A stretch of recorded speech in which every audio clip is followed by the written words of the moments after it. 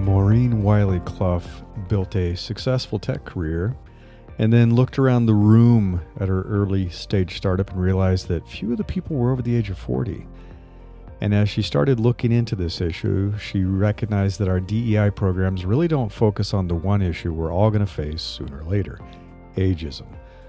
So she started a podcast, started interviewing people, researching the issue of age discrimination and ageism to bring more awareness to this, and that's what we're going to talk about in today's episode.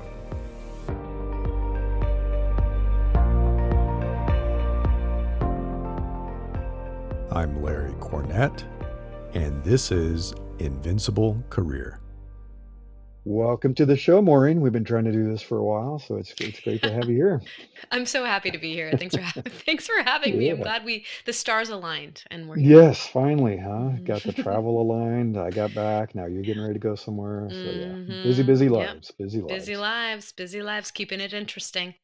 So I know that most of the people listening have probably heard of you because you're pretty famous by now. I'm super famous. That's true. For the few that haven't, maybe we could start with a little more about who you are and what you've been up to. Yeah. So Maureen Wiley Clough. I am the creator and host of It Gets Late Early, which is all about the experience of getting older in the youth-obsessed and dominated tech industry, but also is really about just getting older in the modern workplace and the work, I guess, future of work, whatever we're in now, present of work. And it's just laying out the case for basically having a workplace that includes people of all ages, which shouldn't be rocket science, but it apparently is. So so I've been doing that. Gosh, it's been since May 2023, so for a little bit now. It's some esteemed past guests, including a certain Larry Cornett.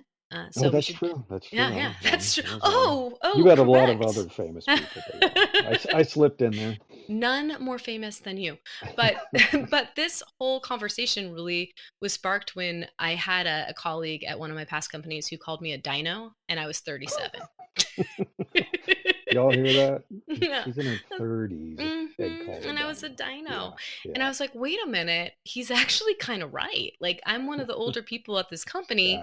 How is that possible? And I looked around and I was like, the only people who are older pretty much are in the C-suite or at least like director level and above. Mm-hmm. And then when I reflected, and of course, tech, there were younger people in the C-suite as well.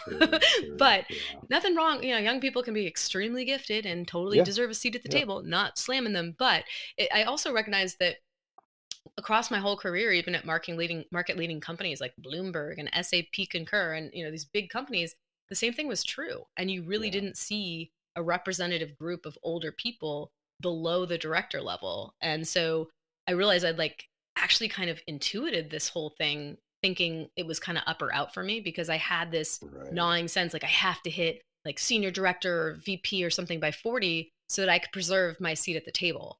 And I felt that even more so as a woman, token woman in the mix. I was like, shoot. And I am ambitious by nature, but there was a great deal of like self-preservation in the mix there, and like the haste to try to climb the corporate ladder. I just realized, we talk about inclusion, we talk about diversity in the workplace. Frankly, a lot of those companies talk about it in merely the performative sense, and they don't actually care. Obviously, I should point that out. But I realized no one was talking about age. And it was just like the elephant in the room. And when I started asking other people around me, they were all worried about it and no one was talking. So I just said, you know what? Everyone else is doing it. Everyone and their mom has a podcast. Why not me? So I started it. That's right. There you go. It's funny. I tell people it's the one ism that we are all going to encounter. You are correct. Right. Because there is discrimination of many forms. There is race discrimination. There is sexism, you name it. And it affects different people, and some people feel safe. They feel safe. Speaking to some of the white males. But anyway, you're like, hey, it's not going to happen to me. It's like, well, unless you die, you're going to get older. You're going to get older. Well, it's funny you say that. You will face ageism. Yeah. It's true. And it's funny you say that because it comes out of nowhere for a lot of people. And I did a little mini research. It actually was legit, but I mean, the findings were statistically important and all of that, but I need to release it. But part of the survey data indicated that the people who weren't worried about ageism, guess who they were? white guys, because Yeah, they've never yeah, faced discrimination you're yet, right. and they're Yeah. gonna get hit by this and be like, wait, what in the fresh hell is this, you know? Yes. Yeah. So yeah, the perverse beauty of it is we can all fight it together. It benefits everybody to fight it. And the sad part is that because humans suck so much, 1 in 2 of us are ageist, according to the World Health Organization. So massive Wow. problem.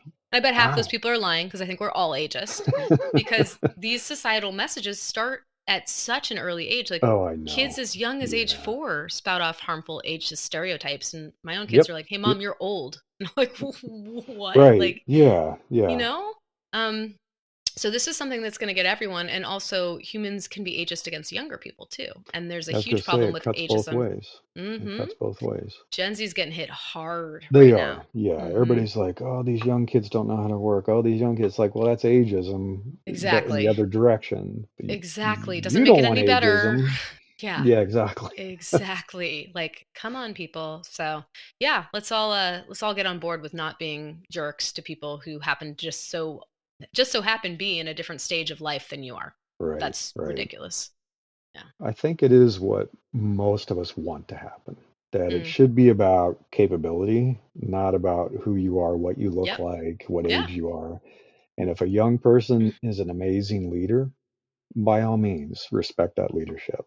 For If sure. an older person is an amazing engineer or an amazing designer, who cares that they're older? Enjoy Hmm. it. Tap into that creativity and don't even notice they might have gray hair. What do you know? Exactly. Well, and you experienced that. I mean, you I worked in did. tech. Yeah. You saw it. I mean, that's why you came on the show. You had a Yeah. great post on LinkedIn, and I was like, "Who is this Oh, that's guy?" right. Yeah. I Yeah. was like, "He's talking about My it. This is gray great." beard photo. Yeah. Yeah, it was really great though, because I think this has for so long been something that people just kind of like gaslight themselves over, and it's Yes. real. This is real, even if you haven't heard it or felt it yet. It's real. It's funny because I've faced it the other kind too. So I looked young for my Mm. age. I was a late bloomer and I forced myself. I grew a beard way back when I started. I mean, my very first tech job, I grew a beard because I was being treated like a kid. Mm-hmm. And I felt like a kid. And so I was at IBM growing my big old beard as much as I could. My wife's like, "What are you doing? Why'd you grow a beard?" Like it's gonna help with Uh, my career. Don't worry it's about gonna it, help my honey. career, Yeah. yeah.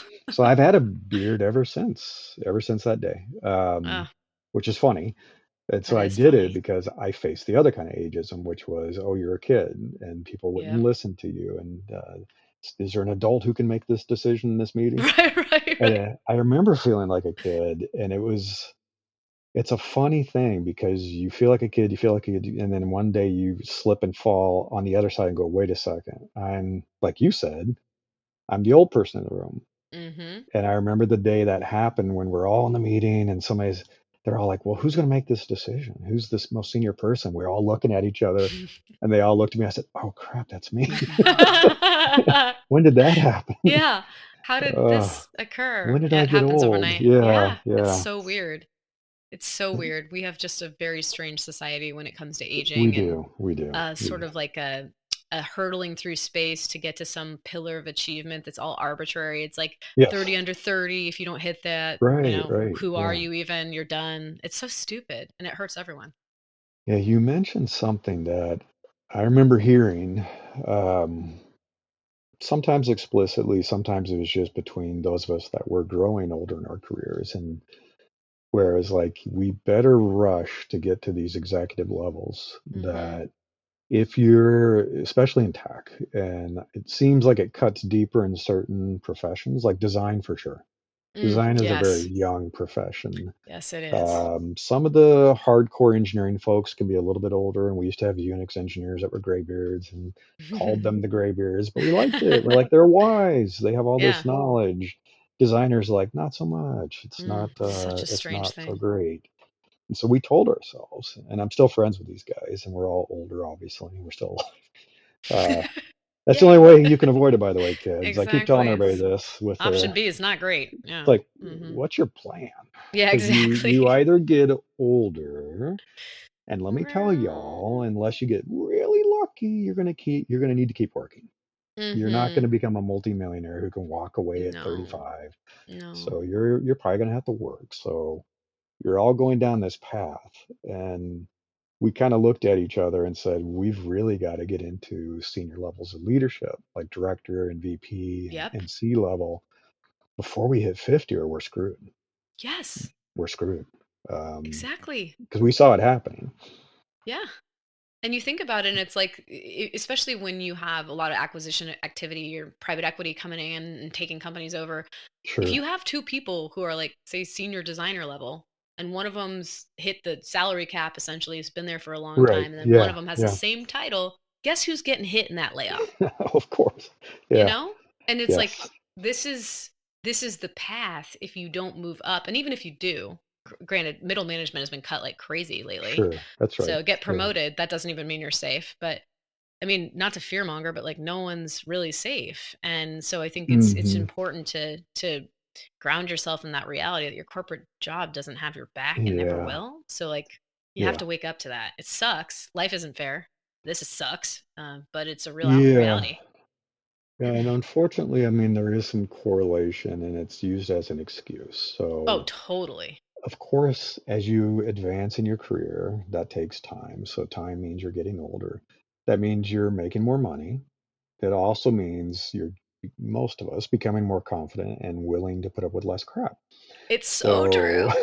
So they're true. like, we didn't lay off old people, we laid off the expensive people, Yeah, yeah, exactly. Or the right? people who didn't just want to be yes men, you Yeah, know? yeah. They said they didn't want to come back to the office, and they Yeah. said they wanted something silly like seeing their families. It's like, Thank you for okay, bringing okay. that up because older workers are getting slammed with this return to office Yeah, thing. And they that's are. like They another are. story that's not being told.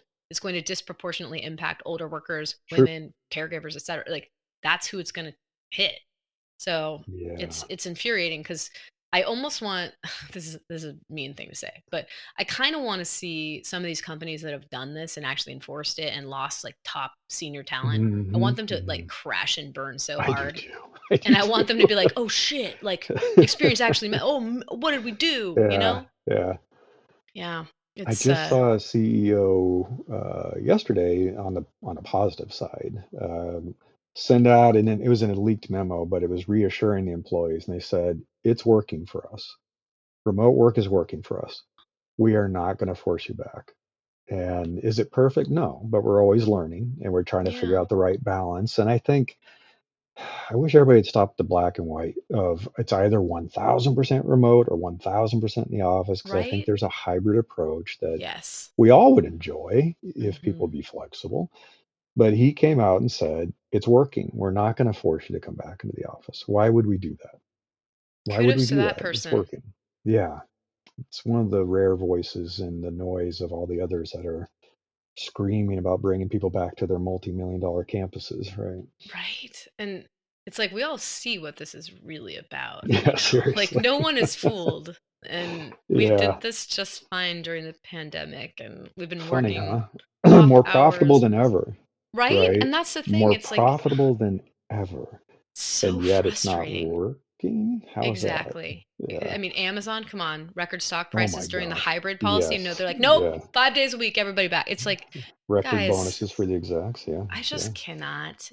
We see you. We know what's happening. Yeah, we know what's happening. And it's unfortunate because it does, like you said, it punishes single parents in a big way. So much.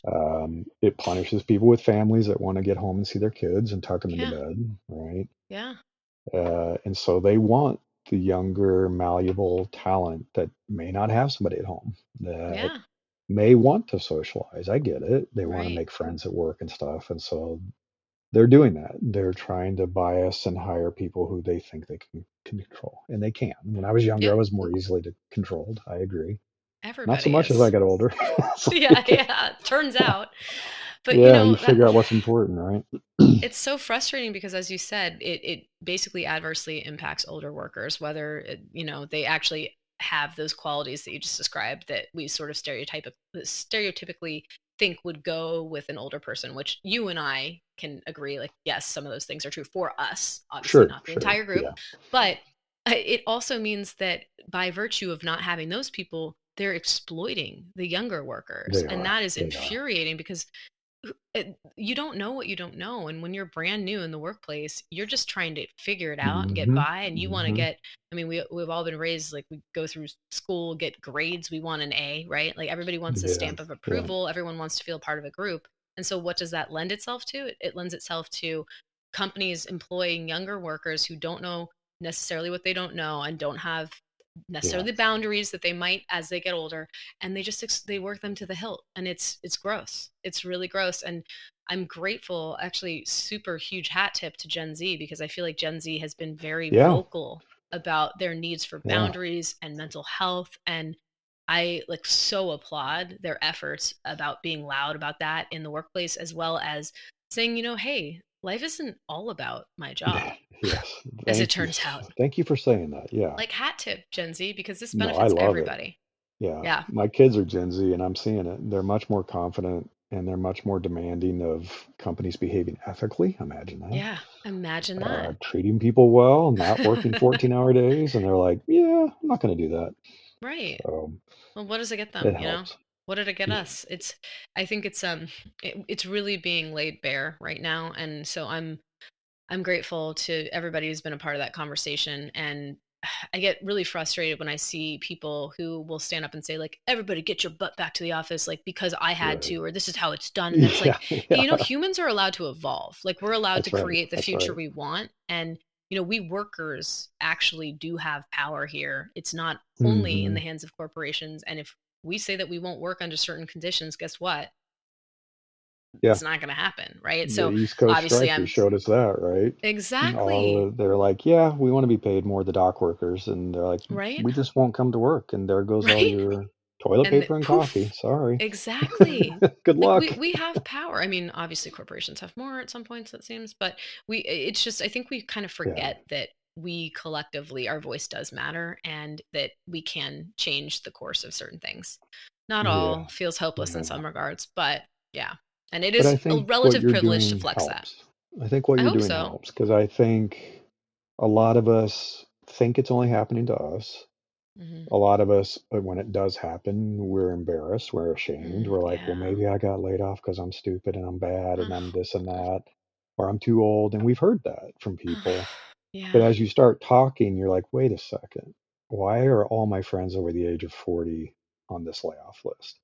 Hmm. Why are all the people over the age of 50 struggling to find employment now? It's like, did they somehow lose all their skills and wisdom and knowledge? Like, Exactly. no. Somebody just Like posted about that today on LinkedIn. They're like, there's a tremendous amount of talent with these people that you're overlooking, and 100%. you're losing out on this, right? So So you've true. had some amazing guests on the show that have gone through this themselves. They've witnessed it. They've experienced it. What are you learning from all these interviews about careers and growing older, and then some of the discrimination and how they've come out the other side of it? I've learned a lot. I think the most important thing that I've learned is how widespread this is. I mean, Mm-hmm. it helps, how humans are wired. It really helps to hear people's stories versus just a bunch of stats. And up Yes. until Yeah. recently, we didn't Yeah. even have stats much of those. But just how this has touched people in different ways and across the courses of their careers, it's everywhere. And from Yeah. the early stage of your career, as you were just describing, which I've discussed with multiple guests on my show, all the way to, what should be, frankly, like more middle of your career. Like Dan Lyons, I had Dan Lyons on the show. He's a Mm-hmm. New York Times bestselling author who wrote Disrupted, which was all about his misadventure in the startup bubble. He was laid off from his job at like age 51, I think it was, or 50. He was a longtime Time reporter on tech. And he decided to enter the gold rush of tech. A lot of people have been going to Silicon Valley and making money with these Right. tech startups. Right. And he ended up getting a job at HubSpot. And he, to his credit, he doesn't talk a lot about HubSpot specifically anymore, because he's like, hey, listen, you know what? They've probably changed their ways, and they've probably learned and grown from this. So I don't want to drag them through the mud. Sure. Sure. That's him, not me. Just kidding. But but he wrote it about his experience joining HubSpot, and he basically was looked at with such. I mean, you can only imagine. Well, actually, you don't have to imagine. You can read his story or listen to the podcast episode. But he Right. was talking about how getting there, it was like, oh, you're the new employee? You 52-year-old? Like, are you someone's father? Like, are you sure you're in the right building? Like, it Are you here to just pick was someone up for lunch? Yeah. exactly. And he tells such hilarious stories. So it's a really great read, and he was an awesome guest. But so it basically bookending, your earlier life experience facing ageism all the way up until your later years. I'm going to have a guest on shortly who's talking about reinventing herself in her 70s and trying something brand new. And to her credit, I mean, there's just so many people who have such inspiring stories. So it's been super fun to get to know all of them. And I've had people in various walks of life who've joined the show. Some people who've actually experienced ageism as a candidate, like Vern Six, who was on my show, who was told, yeah. And speaking of the independent contributor individual contributor problem, he was an IC in his 60s, and a recruiter told him, I can't put you up for these roles at these companies that are asking me to fill the roles because they'd expect you to be the CTO or something by now. And so there's such a bias against people who don't want to go into management positions, and it's hugely detrimental. But yeah, so the personal stories and, what people have dealt with, this is a very personal thing. Work is so central to our lives, and it touches everything, right? Our family, our community, everything. And, even more than what I've been able to put on the air are the direct messages and the emails that I get. I mean, some of these stories are totally heartbreaking, and you just, oh man, it really kills you to hear. I mean, there are people who are truly suffering as a result of this. And, it's been really hard to hear some of those stories, but extremely eye-opening, and trying to figure out a way to share some of those things without obviously betraying anyone's confidence, because obviously a lot of people don't want to talk about this stuff in the open, right? It's stigmatizing, and but yeah, it's been an incredible experience. I've met just wonderful people, and my network has so if anyone wants to start a podcast, that's actually one of the best things about it, is you just meet the coolest people. No one's going to be like, hey, Maureen, I'll hop on a call with you for 30 minutes to talk about something. If you're like, I'm inviting you on a podcast, they're like, oh yeah, it's so funny. But it's been fantastic. But this touches everybody. Nobody is really going to get through this unscathed. So it's just really laid bare how much of an issue this is. Yeah, I know when I talked with you, it's kind of cathartic to get it out there It is. because I had shared some of those stories with a few people. My co-founders at the startup were in the room with me when that one thing happened where it's like, you sure you're the right guys to do this? A lot of gray hair in this room. I was like, oh, come Unbelievable. on, give me a break. Unbelievable. And the data backs up the fact that the most successful founders of all are on average 45 years old. Yeah, exactly. So let's stop looking for the next Sam Bankman-Fried or Mark Zuckerman. Like, come on. Yeah, And maybe look at women too. Well, yeah, exactly. And what I encourage everybody to do is to call it out when you hear it. It's like, I don't want your money because I already know I don't like you as an advisor. I already know what kind of person you are. I know your character. So it's like, I don't want your money anymore. So good. I'm glad you said that. We call it right out. And we did. I called it right out to his face. And I was like, are you serious? Awesome.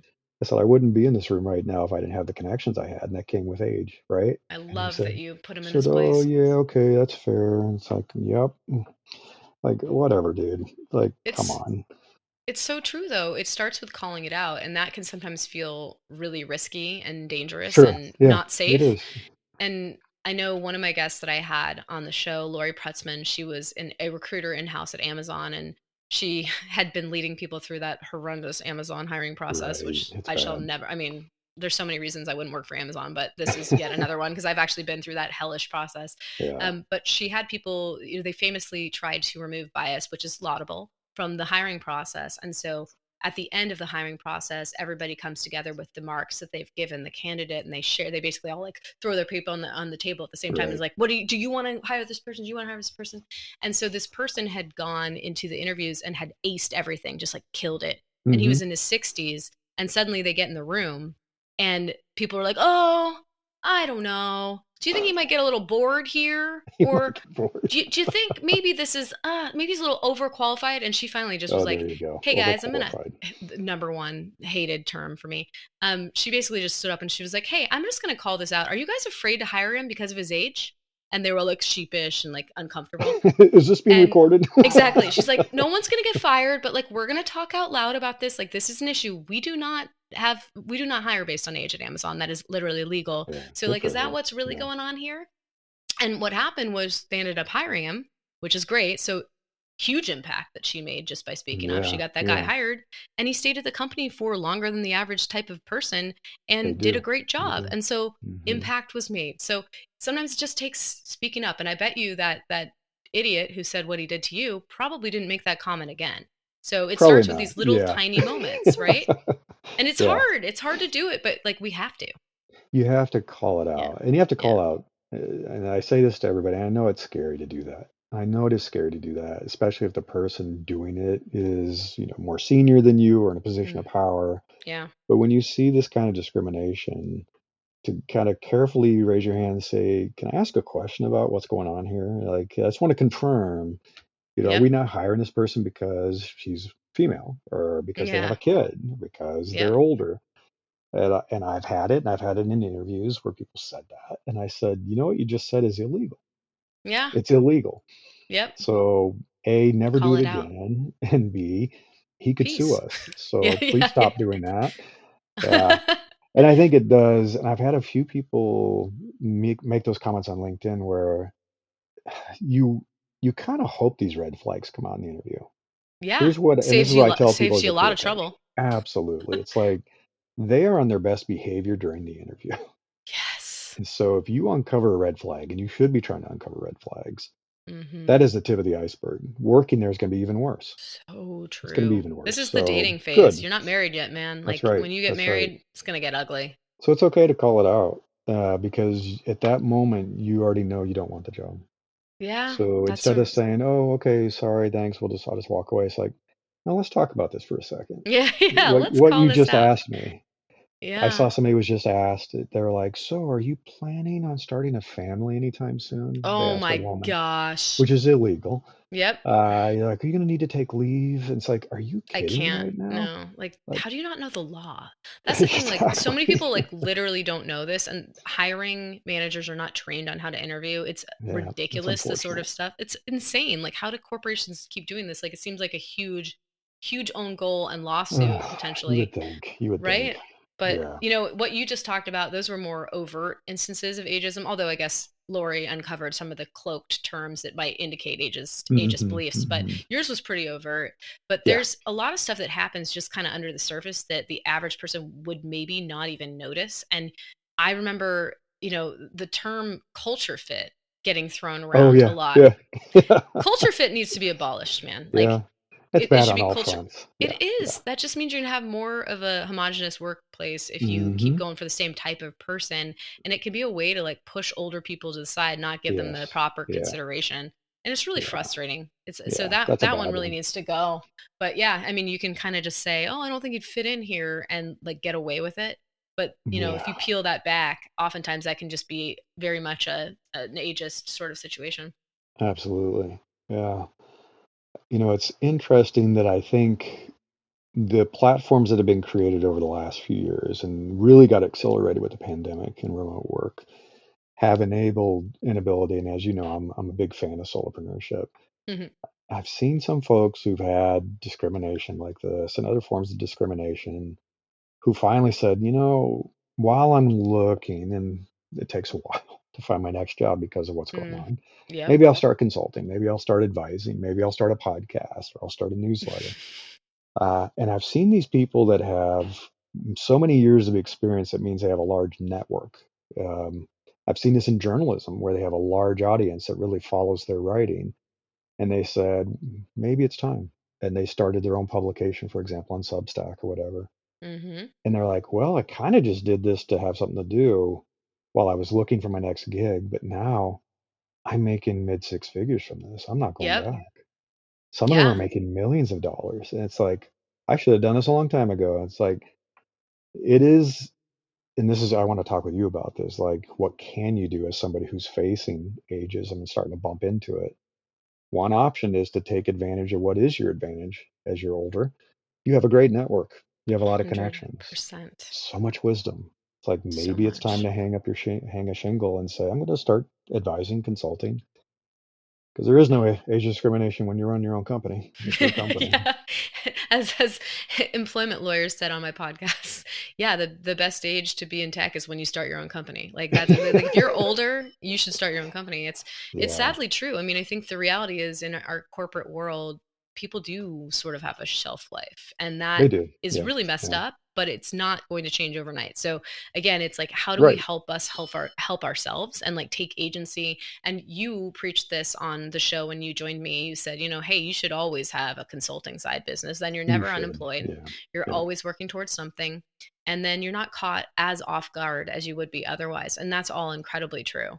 So Hmm. there is a lot we can do for ourselves. I think we have to first face just like the reality, right? Which Yeah, sucks. It's yeah. unpleasant, but you're not probably going to keep your corporate job till you're 70 something. It's just Right. kind of You a may not hallmark want of to. yesteryear. Yeah, And you probably wouldn't want to even if you could, but yeah. it's just not how it goes these days. We're moving towards much Right. more of a gig economy. And Yeah.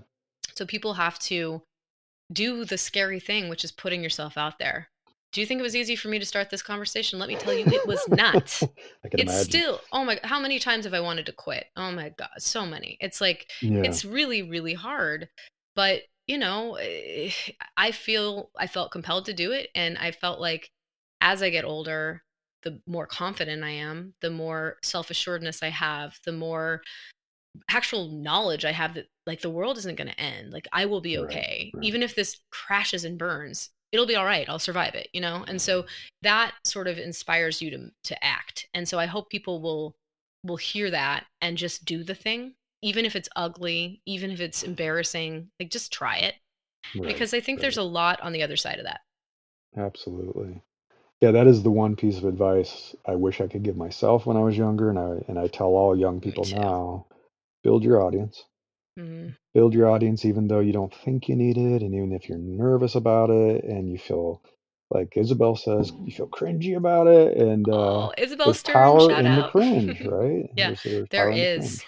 We're Just be all yourself. cringy. All of us are. And why do we think it's any less cringe for us to post on behalf of a company that we work for I versus ourselves? know. Like why Yeah, I'd be like, I'm exactly. at this trade show with my ex company. Like, why did I find that less embarrassing? That doesn't make any Right, sense. right, That's exactly. Why are incredible. you ashamed What? of? Yeah, You should be proud. You're doing right? your own business. You're an advisor, a Yeah. consultant. You're Be going for it. proud. Be You're going proud. for it. Yeah. You don't want to have the regrets at the end, but this is a harsh reality. You probably will have to do something outside of your comfort zone if you've done corporate employment. That's just how it goes. Yeah. So, Yeah. waking up to that is Yeah. I think important. And it's empowering. It is Yeah. empowering. You're gonna, as you were just saying, you're gonna discover one day it's like, yeah, you want to keep busy, you want to work, but you don't necessarily want to work 12-hour days for someone else. No, you don't. You've There's had a time enough and of a that. place for that. There's a time and a Yeah. place for that, and I don't know. I have found aging to be shockingly lovely. Yeah. Like Yeah. it's been awesome.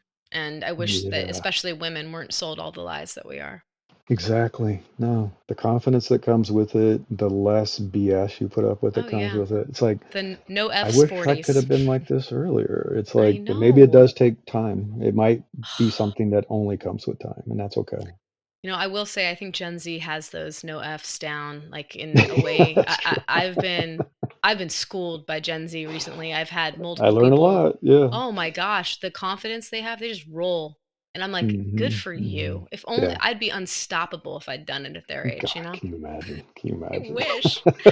But here we are. We have what we have. But yeah, I think Yes. the world is not fair and we've got some work to do. So I will, go kind of a bit of a shout out. This is a career podcast, has a lot of like managers, leaders, HR folks, you name it, marketing people. Maureen would be a great person to bring into your company to talk about this, to talk about your hiring practices, your interview practices, your promotion practices, because I think every company could benefit from applying a lens to make sure they're not discriminating, because you probably are. You probably are.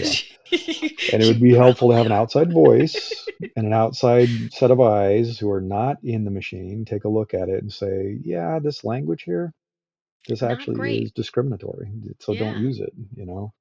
So yeah, where can people find you and follow you so that they can hire you to do this kind of stuff? I love that. And thanks for the shout. I echo everything you just said. You can go to itgetslateearly.com and there's a tab on there that says collaborate, which is where you can reach out to me for those sorts of workshops. And I promise I'll keep it light and fun. You know, no one wants to have a boring session about you shouldn't discriminate against, like, that's not the vibe we're going to do. No, so that's not Maureen's style. If you follow her, you'll see. You'll see. I promise it will be fun and light, but it's a conversation that really needs to be had. And, you know, we could lead with a carrot or the stick here. You know, you don't want to be on the EEOC's bad list, but I mean, I think that there's a lot to be gained for employers who actually give a damn about this. You're going to have a lot more innovation. You're going to have better productivity, I believe. And there's research that's being done to indicate that that's the case. And, you know, obviously that's all corporations actually care about. So let's lead with that. And I love that you said hiring managers and managers throughout the organization, because you can't solve this problem solely by going to recruitment and talent acquisition, because that's the tip of the iceberg. Those are the gatekeepers. You have to actually inform people down the career ladder at the organization who make the hiring decisions. So great point. That's right. But yeah, find me at itgetslateearly.com. I'm also on LinkedIn. Maureen W. Clough is my handle on LinkedIn. And this has been so much fun. Thank you for having me. Yeah, check the show notes, folks. I'll have links to all this stuff. Thanks for showing up on the show. I've been wanting to do this for a long time, and me too. It's amazing to have you here and hear the message, because it is super important. Thank you, Larry. All right, take care. Until next time, I wish you the best of luck in becoming an opportunity magnet for the best things in life.